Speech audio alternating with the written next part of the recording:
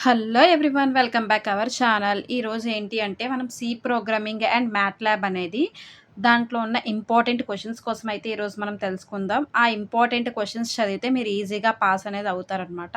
So C programming and MATLAB అనేది మనకి ఎవరికి ఉంటుంది అంటే ఈసీఈ వాళ్ళకి ఉంటుంది. ఈసీఈ వాళ్ళకి మెయిన్గా నేను చెప్పేది ఏంటి అంటే ఈసీఈ వాళ్ళకి సి ప్రోగ్రామింగ్ అండ్ మ్యాట్లాబ్ ఒకటి ఉంటుంది. త్రిబుల్ ఈ వాళ్ళకి ఏంటి అంటే సి ప్రోగ్రామింగ్ ఒకటే ఉంటుంది. అలాగే ఈసీఐఐ వాళ్ళకి కూడా సి ప్రోగ్రామింగ్ అండ్ మ్యాట్లాబే ఉంటుందన్నమాట.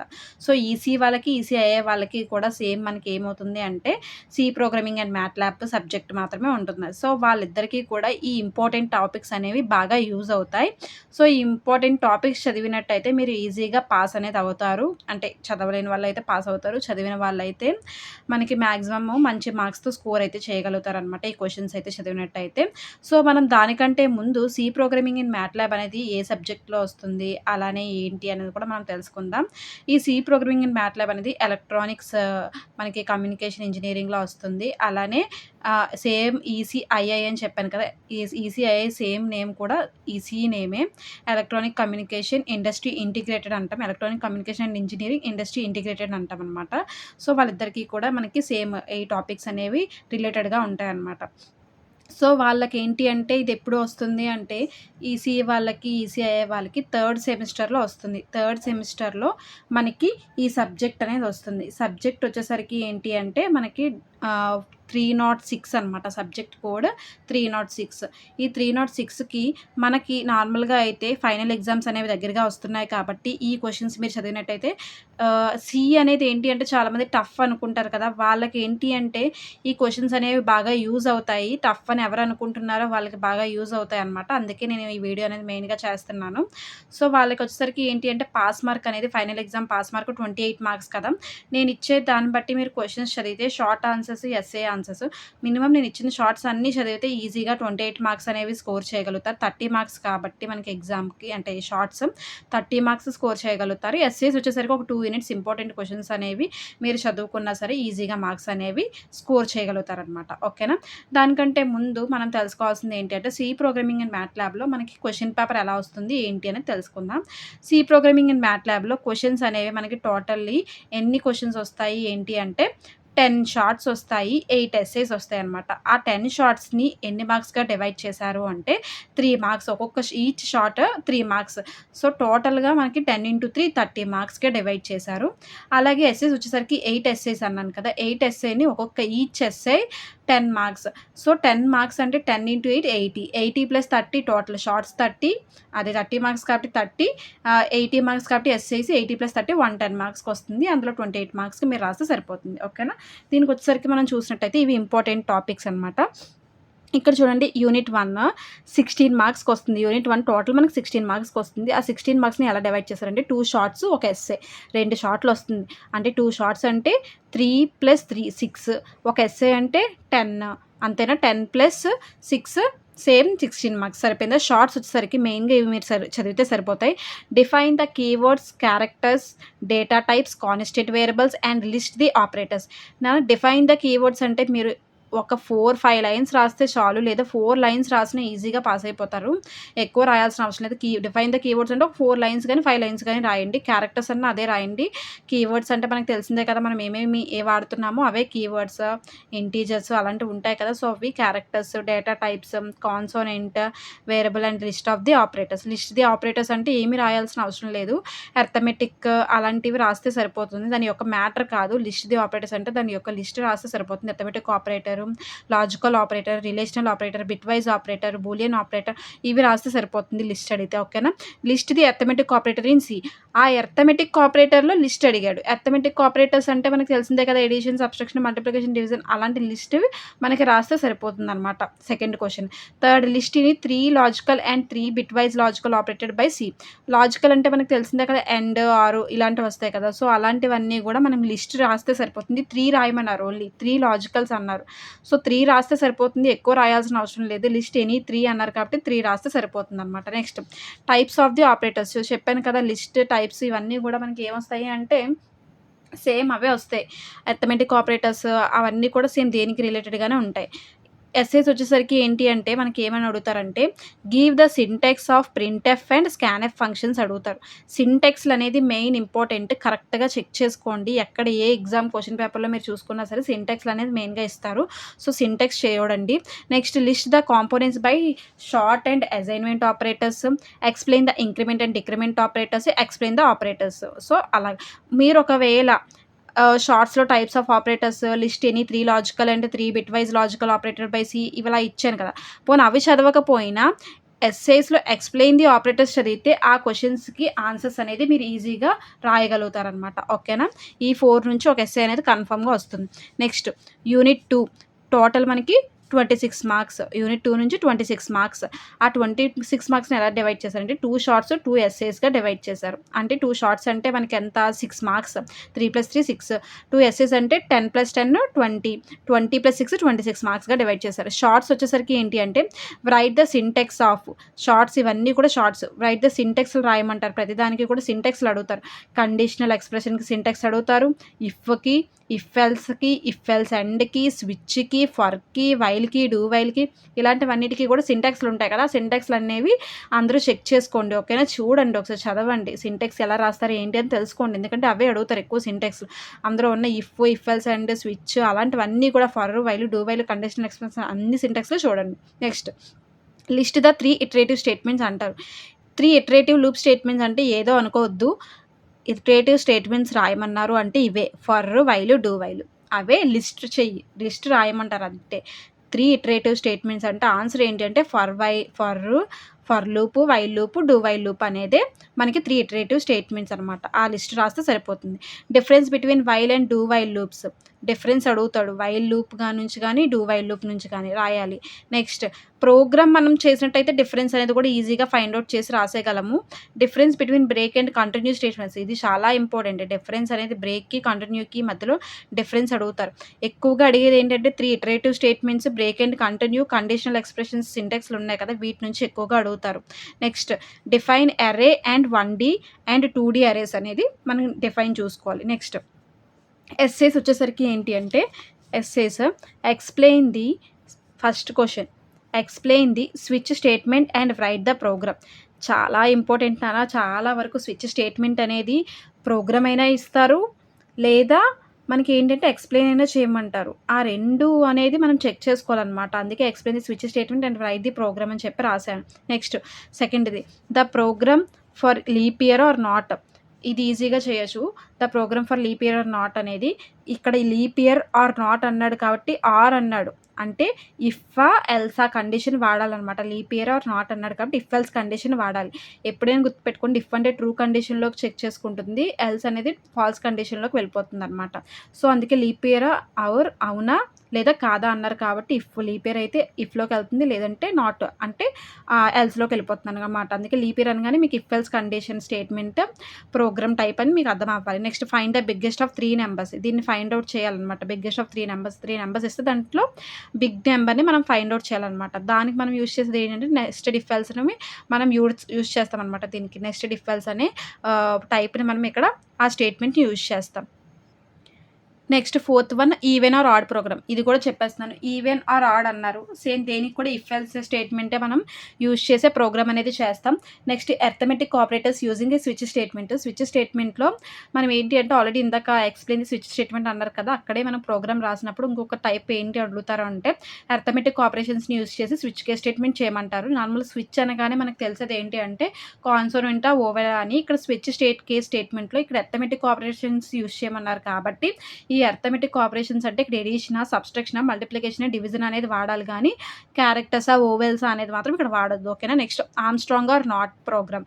ఆర్మ్‌స్ట్రాంగ్ ఆర్ నాట్ ప్రోగ్రామ్‌కి కూడా ఏంటి అంటే మనం ఇక్కడ మనకు తెలిసిపోతుంది ఆర్మ్‌స్ట్రాంగ్ ఆర్ నాట్ అని అన్నారు. అంటే ఇక్కడ కూడా మనం ఇఫ్ ఎల్స్ స్టేట్మెంట్‌నే వాడతాం కానీ ఇఫ్ ఎల్స్ స్టేట్మెంట్‌తో పాటు మనం లూప్ కూడా వాడతామనమాట. ఆ రెండిటిని యూజ్ చేసి చెయ్యాలి. Next palindrome or not program అన్నారు. పాలిండ్రోమ్‌లో కూడా అంతే.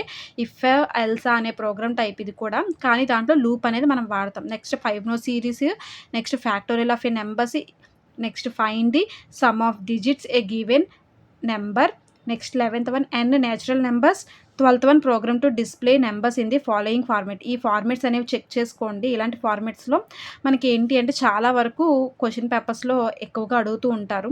Right a C program to find the largest number and smallest number in an array. ఇదొకటి ఇంపార్టెంట్. టోటల్ నేను 13 క్వెషన్స్ ఇచ్చాను కదా! ఎక్కువని ఆలోచించొద్దు. ఎందుకు అంటే మనకి చాలా వరకు మీకు తెలుసో లేదో నాకు తెలీదు గానీ C23 చాలా వరకు ఇవన్నీ క్వెషన్స్ కూడా చాలా ఇంపార్టెంట్ అనమాట. మీరు ప్రతి పేపర్‌లో కూడా కంపేర్ చేసుకొని చూడండి.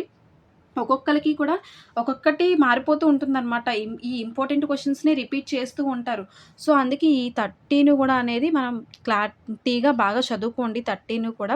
ఒకటే leap year or not, even or odd ఇలాంటివన్నీ కూడా సేమ్ ఒకేలా ఉంటాయనమాట. Armstrong or palindrome number, next ఈ format, largest number or smallest number ఒకలా ఉంటుంది. సో, మీకు ఇలా చూసుకుంటే కొన్ని ఏంటి అంటే స్విచ్ కేస్ ఒకటి ఒకలా ఉంటుంది. నెక్స్ట్ ఏమో switch case statement, arithmetic operators చిన్న మారుతది. అలాగే మీకు స్విచ్ స్టేట్మెంట్‌లో ఒక ప్రోగ్రామ్ రాయమన్నా సరే దానికి రిలేటెడ్‌గా ఉంటుంది. కాన్సోనెంటా, వోవెల్ సమ్ అలా అన్నీ కూడా రిలేటెడ్‌గానే ఉంటాయి. సో, మీరు అలాంటివి కంపేర్ చేసుకొని చూసుకొని బాగా నేర్చుకుంటే ఈజీగా అర్థమవుతుంది. నెక్స్ట్ యూనిట్ 3 అనమాట. యూనిట్ 3 నుంచి వచ్చేసరికి 26 marks, 2 essays, 2 shorts same. 2 essays అంటే 10+10 కదా! 20, 20న 2 షార్ట్స్ అంటే 3+3 కదా! 6, 26 మార్క్స్‌కి షార్ట్స్‌కొస్తాయి. ఓకేనా? సో, 6 మార్క్స్ ఇది 20. So, 20 + 6 26 marks. షార్ట్స్ వచ్చేసరికి చూసినట్టయితే ఇది స్ట్రింగ్స్ లెసన్ అనమాట. స్ట్రింగ్స్ లెసన్ నుంచి వస్తుంది. List any 3 string manipulation function. మీరు ఎక్కువ ఆలోచించొద్దు. షార్ట్స్‌లో వచ్చేసరికి మనకు ప్రోగ్రామ్స్ అయితే ఎలాంటి ప్రోగ్రాము రాయమని ఇవ్వరు. ఇచ్చేదేంటి అంటే షార్ట్స్‌లోకి వచ్చేసరికి డిఫైన్ చేయమని గానీ, లిస్ట్ రాయమని గానీ, స్టేట్స్ గానీ, నెక్స్ట్ వచ్చేసరికి ఏంటంటే సింటాక్స్‌లు రాయమని ఇలాంటివే ఇస్తారు. డిఫరెన్స్‌లు గానీ ఇలాంటివి తప్ప మీకొచ్చేసరికి ప్రోగ్రామ్స్ అనేవి అడగరు. టఫ్ అనుకున్న వాళ్ళు మాత్రం షార్ట్స్ అలాంటి క్వెషన్స్, అలాంటి టైప్ ఆఫ్ క్వెషన్స్‌ని మాత్రం చదవండి. ఓకేనా? List any 3 string manipulation functions. State the use of the return statement. Next state the use of a functions in C.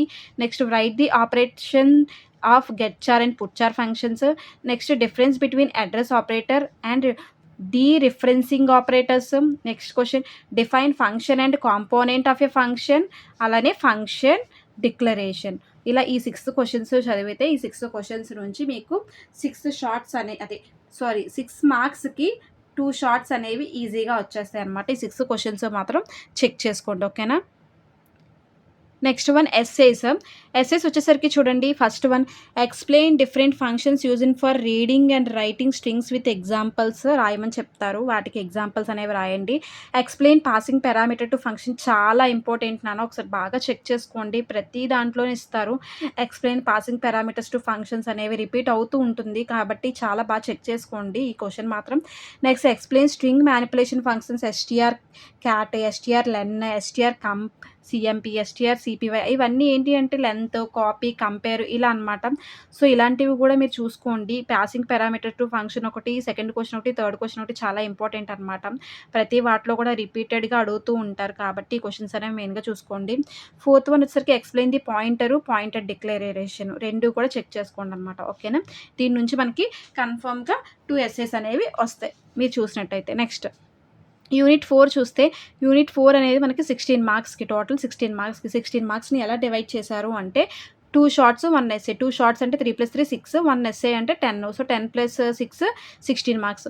షార్ట్స్‌కి ఇవన్నీ కూడా షార్ట్స్ అనమాట. ఇక్కడ ఇచ్చినవన్నీ షార్ట్స్.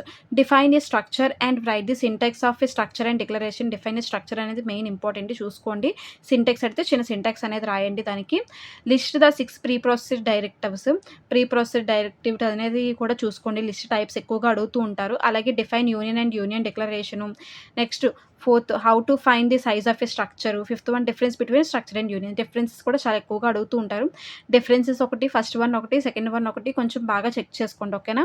దీని నుంచి ఎందుకంటే మనకి 2 షార్ట్స్ అనేవి వస్తాయి కాబట్టి. నెక్స్ట్ ఎస్సేస్ వచ్చేసరికి ఏంటి అంటే illustrate a structure with a program to read a point, a book, database, text book, author and price as a fields.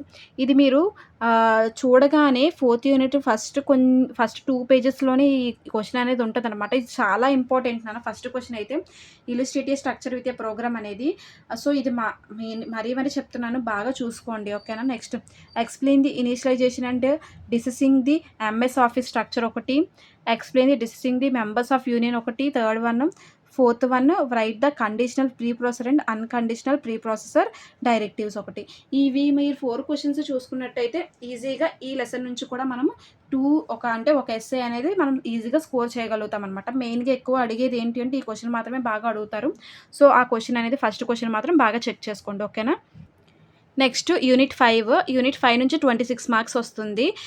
లేదు నేను ప్రోగ్రామ్స్ చదవలేకపోతున్నాను కొంతవరకు అనుకున్న వాళ్ళు మీరు ఏం చేయొచ్చు అంటే ఫస్ట్ యూనిట్, ఫిఫ్త్ యూనిట్ గానీ ప్రాపర్‌గా అన్ని క్వెషన్స్ గానీ టచ్ చేసినట్టయితే ఈజీగా పాస్ అయితే అవుతారు. ఓకేనా? ఎందుకంటే ఫిఫ్త్ యూనిట్ నుంచి అంతగా ప్రోగ్రామ్స్ అనేవి ఉండవు. కొంచెం మ్యాటర్ టైపే ఉంటుంది. అలాగే చిన్న చిన్నవి ఏంటి అంటే ఫార్ములాస్ టైపు అలాగా ప్లోట్స్ ఇలాంటివి చిన్న చిన్నవి యూజ్ చేస్తారు తప్ప మనకి ప్రోగ్రామ్స్ అయితే ఉండవు. అందుకే ఈ లెసన్ అనేది కన్ఫర్మ్‌గా చదవండి. ప్రోగ్రామ్స్ అర్థం కాలట్లేదు అన్నవాళ్ళు. యూనిట్ 5 వచ్చేసరికి ఏంటంటే 26 మార్క్స్. 26 మార్క్స్‌ని 2 ఎస్సేస్, 2 షార్ట్స్‌గా డివైడ్ చేశారు. 2 ఎస్సేస్ అంటే 10+10 20. 2 షార్ట్స్ అంటే 3+3 6 26 2 కలిపితే సో 26 మార్క్స్‌గా డివైడ్ చేశారు. ఫస్ట్‌ది list the relational operators used in a MATLAB. ఇదొచ్చేసరికి ఏంటంటే ఈ లెసన్ అంతా కూడా యూనిట్ 5 అనేది మ్యాట్లాబ్‌కి సంబంధించింది ఇదంతా కూడాను. మిగతాదంతా సి ప్రోగ్రామింగ్‌కి సంబంధించింది. ఈ ఫిఫ్త్ యూనిట్ మాత్రం మ్యాట్లాబ్‌కి సంబంధించింది. List the relational operators used in MATLAB.